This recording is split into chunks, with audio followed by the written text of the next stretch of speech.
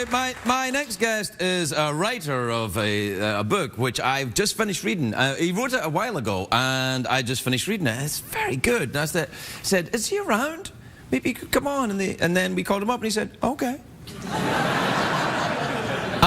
He's also the co-creator of Game of Thrones on HBO, and he's a talented, you know, he wrote this book, and it's available as well. David Beni-off, everybody, David Beni-off.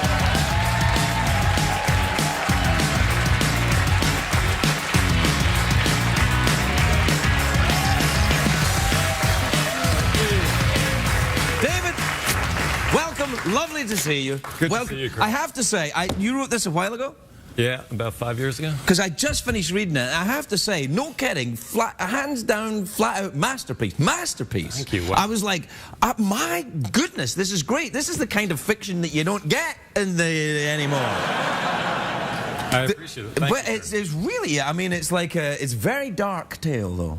Very dark, kind of Russian novel, grim, kind of... It's dark. There's cannibalism, there's, you know, but the strangest thing is all the darkest stuff actually happened. I mean, it's, you know, the siege of Leningrad, which took place 900 days, where the German forces surrounded the city and starved them out, bombed them out, shelled them, and yet I laughed out loud in about 4 places. And that to me is extraordinary writing, because that's the humanity in it. But this is the fascinating thing, is you read the diaries of the people who actually survived the siege, and they're completely devoid of self-pity, and it's not, you know, it's just people trying to get through incredibly hard times, and they had this great macabre black humor, and that's the way they went about. That's the way they survived this. You had me fooled in this at the beginning, though, when you do the fictional grandparents, because I thought, I was writing this book on the diary, or my grandparents' war reminiscences, and then I thought, oh, it's all true, but it turned out it was all lies. Turns out. Yeah, my father, the grandfather in the book is from Leningrad. My real grandfather grew up in a farm in Delaware, so... Yeah, they're different. Now, did you go, have you been, it's now St. Petersburg again, of course. Have you been there? I have, yes. And you've been there, haven't you? Yeah, I have. I loved it. Did you like it? Oh, yeah. I loved Russia. I think the people there are extraordinary. They're really fun and weird. They're kind of like, kind of Irish, but crazier. Yeah. They actually drink. I live in Ireland now for most of the year. Right, of course, Game of Thrones in Belfast, yeah. And so you think of the Irish are great drinkers, but the Russian style of drinking just takes it to a different level. Right. I mean, because the Irish are social drinkers. They sit in a pub and you have pints, and the Russians, they sit there and you order a bottle of vodka, and it comes and they fill up your glass, and you have to down it. And if you don't, you're not really a man. You got to just down that. And then I left because I was in Russia after I got sober, and so I wouldn't drink the vodka, and they were like, what? Well, they were outraged. You're like a eunuch. Yeah, right. Well, much like I am here, but they... But it's fact, and the Game of Thrones is a huge success. Congratulations. That's so that's really Thank you. Yeah. But why do you shoot it in Belfast? Does it look like a mythical land where magic is dying? Belfast, you drive about 10 minutes outside of Belfast, and you get into the mountains, you get to old rivers and stony shores. Just all the different locations we need for the show are right there, and most of our cast is from the UK. A lot of Scottish actors. Yes, I know. I wasn't called, but I know some that were. Well, season 4, though. We've got a great part for you. I think that would be great. I could be the kind of late-night douche of Game of Thrones, the late-night doucheovia. We already have a late-night douche, but you can... Well, Joffrey. Leno again? Again, Leno? Yes. We could use you. No, it'd be fun. Do you like it over there? Have you been around? Have you been around the UK? I'm originally from there. You're from Glasgow. In Scotland, yeah. Here's what I read. I read that Glasgow has the... people die younger in Glasgow than any other city in Western Europe. That's possibly true, but it's only because we're so awesome. But it's something frightening. For the men, it's like 51 or something. You're kidding me, I'm 50.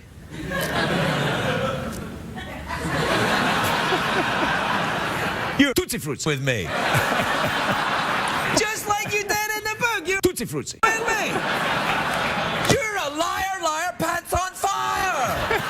For a living. I wikied you. No, it's true about Glasgow, though. Really? Just like the truth about Leningrad, but I made up the 51 part. It's more like 62 or something. So you got time. Very few people mess with my head the way you're doing it right now.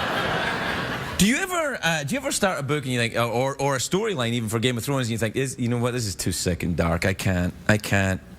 You don't, do you? Because No. I've never, in here, I'm like, that thing with the cannibals, when they go up to that loft, the big man takes it, oh man, I was like... Yeah, which is based on a true story, and I mean, legitimately based on a true story. There's a wonderful book called The 900 Days, which is the great nonfiction account of what happened during the siege, and it talks about the cannibalism, and that's, the city was surrounded by the German army for 900 days through the course of the worst winters in Russian history. They had nothing to eat, and ultimately they ate each other. Would you eat human flesh if you had to? If I had to survive, I think I probably would. If I didn't like the person, it would be hard. No, I don't know, man. I think I'd be more inclined to eat someone that I like. Like someone I didn't like, I'd be like, yeah. But yeah, I'd be like, oh, it tastes like curry. but see, my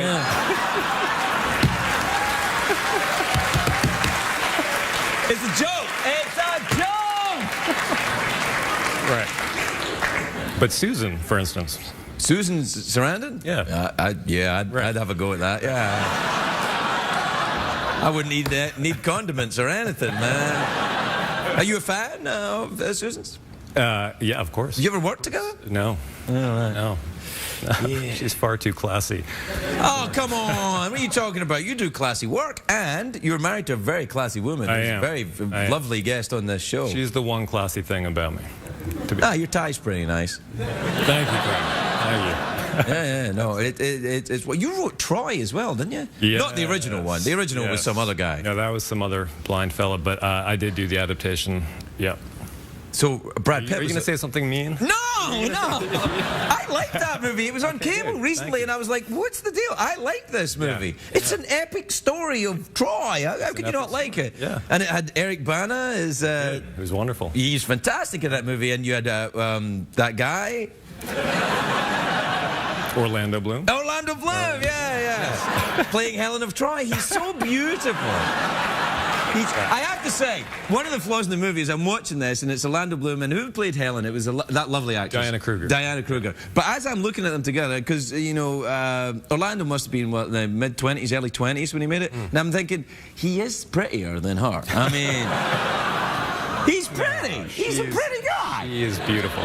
She's very beautiful. She's very beautiful. But if you ever want to Orlando feel, Bloom's prettier. If you want to feel truly emasculated, if you want to feel like a complete schmuck, walk into a restaurant, because this is what I did while we were shooting that movie. I walked into a restaurant. This is a horrible name-dropping story. It's because we're talking about Troy. Yeah. I walked into a restaurant with Orlando Bloom and Brad Pitt, and every single woman in the restaurant turned, pivot like that to look. And that was at you, man. Yeah, that's what I'm saying. Not a single person. You might as well have been, Alfred Hitchcock walking in there. And anyway, horrible story. So you were saying that Alfred Hitchcock was unattractive. That's going to be, you're going to be the next feud in here. That's what's going to happen. He wasn't Beni-off says Hitchcock's a bitch. A genius, but not a sexy genius. Not a sexy genius. Well, kind of sexy in his own weird way. Well, okay. Yeah, it's a reach. All right, well, you were a bouncer. I was a bouncer, for a while. Yeah, very bad at it. Were you a bouncer? At Save the Robots. Yeah. I was the worst one ever. Well, first of all, look at me. Second of all, I hated it because you were a bouncer at Save the Robots too? No. I was a bouncer in San Francisco. But I grew up in New York, so I know Save the Robots. Yeah, I was a bouncer there, yeah. I was, well, because for me, I don't know about for you, but you see a fight break out in a bar, like two drunken idiots. You're taking me back now, yeah. And my instinct is just to have a pint and kind of watch. Sure. Look at that. But as a bouncer, you actually have to wade in there and. That's for the guys who are actually bouncing. I was more administrative. Right. Yeah. I was like. This is what I didn't learn. I didn't learn that until far too late. Oh, you actually got involved? Explains, no, don't, man. Don't get involved.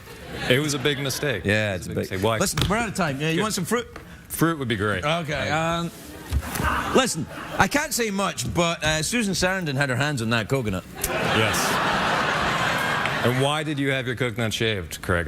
That's what I don't understand. 3 days after I did it, I asked myself the same thing.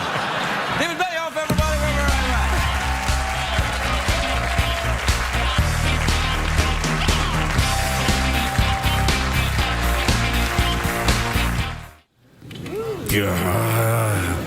David Beni-off, everybody. David Beni-off.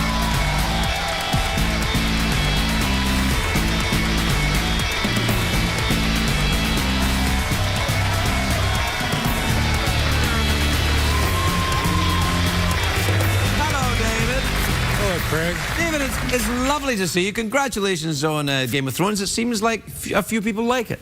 Thank you, sir. It's huge. Man. It's huge. It's been crazy. You must be a billionaire now. No, I'm far from billionaire, but I'm not. You're richer than I am. No, I'm not rich at all. I spent all my money on frisbees and stuff for Heather Graham. And my cup, of course. That's a fancy cup. Yeah, it's a fancy cup. It doesn't measure. Yours is not fancy, but it's my show. Like, on Game of Thrones, do you have your own fancy cup? It's not with a dragon's head and everything? I should get one of those. Yeah, you should. That's a good idea. The show is really good. I think. I don't know. I haven't seen any of it. Never watched it. All right.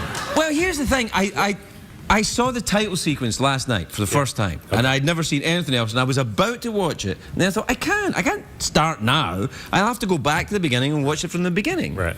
But we employ half your country on that show. I mean, everyone who works on the crew is Scottish. So I feel like you should watch. No, I want to watch it because of two things. One, I've heard that it's very good. And two, I've heard there's a lot of bare-naked ladies in it. And those are the kind of things that I like. A good storyline and boobies. You got me. We have those two things. So. Yeah, you do. Yeah. Do you ever get a little kind of like, do you write in the boobies, or who makes the booby decisions?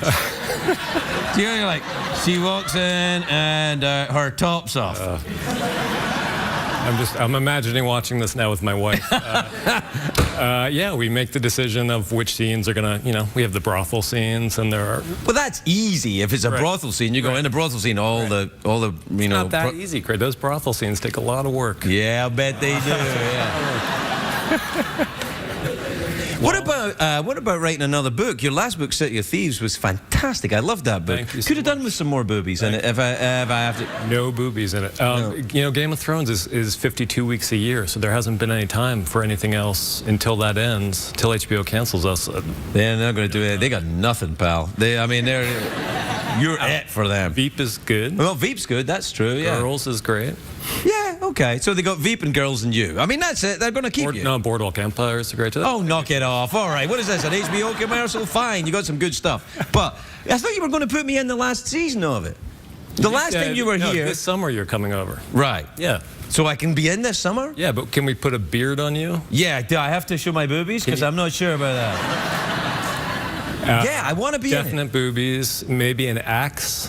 I'm picturing you, axe, long hair, beard. It's like you know me. Yeah. I'll wear that to the set. I'm ready. Your outfit from How to Train Your Dragon. Oh, yeah. That was a cartoon, though. You do know that, right? No, so you guys live in Ireland the year round? We live in Northern Ireland, in Belfast. Northern Ireland, yeah. Okay, that's right. I don't want to get into that, though. You understand that, right? We're not getting into that conversation. We can't. Let's leave that one aside. Yeah, a little bit.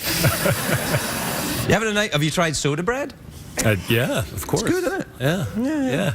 But you've kept your shape. Like, you've got your figure. You're slim. Well, you didn't know me back in the day. You were, like, really, really thin? I was the high school runt. I was the smallest kid in my high school class. What happened? 94 pounds. Well, you got really tall. I got tall. Did you have braces that make you hot when you're older? No. Because apparently these braces make you smoking hot when you get older. It's one of those things.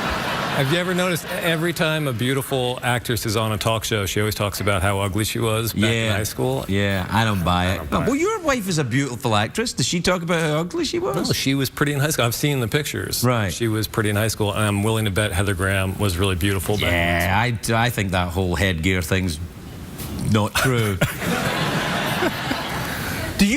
Do you do the casting for Game of Thrones? Yeah. See, I've always wondered, but that's kind of tricky because you're sitting there and you're judging people on their acting ability, right? And that's one thing. And well, is this the right person for it? But you at any point thinking, wonder what her boobies look like? Because you can't ask. You can't say, hey, there's a lot of booby work in Game of Thrones, so can we have a flash just to see? It's come up. The thing that worries us, it's a medieval fantasy show, so it's a time before there were implants. Of course. So what worries us really is just you cast someone. It's a tricky question. We love your work, but are those real? It's not. Do you watch the show when it goes out? Yes, I watch it with my wife when it airs. Why? I mean, presumably you've... No, it's a fair question. You've seen it many times before that, right? Hundreds of times. But what's interesting is watching it with someone who has not seen it hundreds of times. Oh, so she doesn't see it until that point? No, she doesn't see it. All right. And I'm not allowed to tell her anything. I can't spoil anything. So I have to be careful, because sometimes she'll see me typing on my laptop next to her, and she'll look over and she'll see someone so-and-so dies, and she freaks out and hits me. Well, she could also say, I don't want that to happen. She could, but you can't kill him off. Don't do that. Yeah. And I say just go drive somewhere. Yeah, that's the bit you want us to cut out, right there. Okay. Yeah. We have to take a break. We'll be right back with David Beni-off, everybody.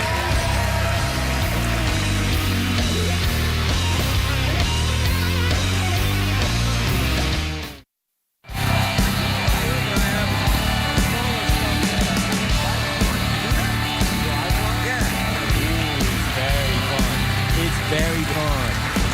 I'm actually the terrible driver. You don't see me flying a plane. Welcome back, everybody. Shut up. Women are great drivers, aren't they, David? We weren't talking about that a little bit. You were saying that you're the terrible driver and your wife's a great driver, right? The truth is, I am the terrible driver. Just driving here today, that was horrible. Because I'm a New Yorker. I grew up in New York. Yeah. So it's just like all the terrible habits you grow up. When I lived in New York, I didn't have a car. There was no point. Right. I didn't have one growing up, but then when I lived in Brooklyn after college, then I had one, and it was back. Hey, you use guys. Hey, what the? Yeah, all that stuff. This is good dialogue for Game of Thrones? All right. We need a name for your character. A name for my character? Fergus. What about Flarganord? Fergus is all right, though. I'll take Fergus. I don't think you can put me in it, because people will go, why is the late night douche in my favorite show? We're going to put a giant beard on you, all right, so they don't say why. Well, they'll go, look, the late night douche has a beard on him, and then... You can say douche? Yeah, sure, why not? Just don't flip anyone off, and we'll be good. So listen, I asked you going to write another book or not? What's happening? Yes, I'm going to write another book. I have the story, and I just honestly don't have time to right now, because Game of Thrones is 52 weeks a year. But you have the whole story ready in your head? I have the characters, and I know how it ends. That's enough. That's enough. That's how I start. Who do you read? Who do you like to read? Like for recreation? Who do I like to read for? Yeah, like novelists, maybe. Should I give a pretentious answer or kind of the... Give both. Give the pretentious one and then the real one. The pretentious answer. I mean, I love Hemingway. Everything Hemingway wrote. Right. I love. The non-pretentious would be, there's a great crime writer, George Pelecanos. I know both of these gentlemen. Not personally, but... George wrote a series of books, Right as Rain. No, really good. It's fantastic. Yeah. Did you ever read, I'm reading something now I think you'd really enjoy. Did you ever read J.B. Priestley? No, I know his name, but I... He was an English novelist in he died, I think, in 1974. So, 1894 1974, something like that. Really odd. An odd kind of mid-century British writer. I think you'd like it. Okay. I've got no anecdotal reason to tell you that, but I think you'd like it. Okay. Yeah. There's one I'm reading now called Festival at Farmbridge. It's about a festival at Farbridge. It's not a catchy title. It's a terrible title for a very weird book. Yeah. You can't picture that title on a marquee. What festival? Well, unless you're in Farbridge and it's festival time, and then you'd be like, wow, it's not catchy. Like it's here. Game of Thrones. Game of Thrones is a catchy. I didn't come up with it, so I can brag about it. George Martin comes up with it. I don't know how good a title Game of Thrones is, actually. Yeah, no. I think, Throne of Games. Game of Thrones is really catchy. Yeah, of course it's very catchy. I mean, it's like me saying to somebody, "Oh, the Beatles, that'll never work." Of course it's catchy. Titles are tough. Yeah, I had a hard time. City of Thieves was months and months of coming up with really crappy titles that my editor said, "There's no way anyone's going to buy a book called." The hustle and grind, I carve my path. Each step forward in aftermath. Dreams pulsate within. fueling my fire. With determination ablaze, I never tire. Day by day, I chase the gleam. In the labyrinth of life, I craft my scheme. I'll nurture my aspirations, let them thrive. In the symphony of ambition, I'll strive. Rise up and showcase your might. Show 'em what ain't done. They say us take flight. We'll scale the peaks, reach the zenith's height. Together we'll ascend, never falter, never slight. In the face of adversity, we stand tall. With grit and valor, we heed the call. No setback too great, no hurdle too steep. We're the architects of our destiny, the dreamers who leap. So let's rise, let's soar, let's defy the limits imposed. Reach for the sky, with unity as our strength and courage as our guide. We'll conquer the horizon, side by side. Crappy douche or whatever, whatever it was called. And finally, Bad stuff in Leningrad. bad stuff. Yeah. It was better than most of my options. I'm bad at titles. No, Did you you're come up good with at your writing, titles though. right away? Huh? Did you come up with your titles right away? No, it takes me. Usually the title leads to something else. Like if I wrote a book called Between the Bridge and the River, and it kind of came to me about halfway through the book. See, that's pretty good. But American on Purpose, that's a great title. Yeah, it's a good title. I think that is kind of obvious, though. You know, But, like I became but no an one else did American it. on purpose. Yeah. But so did millions of other people, and no one else called their book American on Purpose. Well, millions of other people didn't write that book, did they? so it wasn't obvious. Well, I see where you are. Yeah. Well, this has been great. It's a good. But we have to go. Well, we don't have to. But you I have to get back to Ireland and do some more booby casting. Real booby. Real booby casting. Yeah, very important. Don't even. So do I get the booby check for my beard? Oh, the beard will be big enough to cover up the. Are yours real? Yeah. Then I'll take your word on it. It's always a pleasure to see you. David Beni-off, everybody. We're right.